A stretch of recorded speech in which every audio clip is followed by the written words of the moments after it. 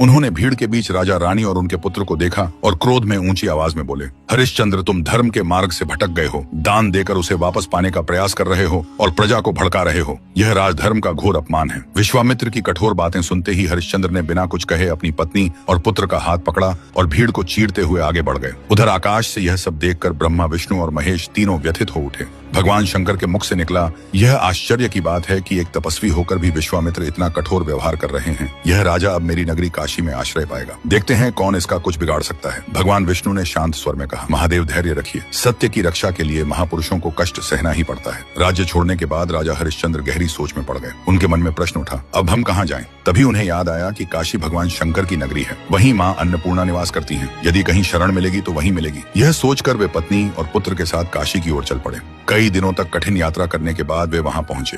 राजा हरिश्चंद्र के वहां से निकलते ही विश्वामित्र अपने असली रूप में आ गए। उनके कपड़े फटे और गंदे हो चुके थे। चेहरे पर भूख और थकान साफ दिखाई दे रही थी। फिर भी राजा का मन मजबूत बना रहा। वे जानते थे कि असली धर्म की पहचान दुख के समय ही होती है। काशी नगरी में कोई उन्हें जानता नहीं था। वे गंगा किनारे पहुंचे, थोड़ा जल पिया और थक कर बैठ गए। तभी रोहिताश बैठे एक कुत्ते को रोटी खाते देखा और मासूम आवाज में बोला, माँ, मुझे भी भूख लगी है। यह सुनकर शैव्या का मन टूट गया। उसने बच्चे को सीने से लगा लिया और चुपचाप रोने लगी। पुत्र का दुख देखकर राजा का हृदय भी कांप उठा। उन्होंने बालक का ध्यान हटाने के लिए गंगा में तैरते पक्षी दिखाए, लेकिन भूखा बच्चा बार बार रोटी मांगता रहा। अंत में राजा ने कहा, शैव्या, चलो माँ, अन्नपूर्णा के मंदिर चलते हैं। आगे क्या हुआ, यह जानने के लिए चैनल को सब्सक्राइब कर कमेंट में नेक्स्ट पार्ट जरूर लिखें।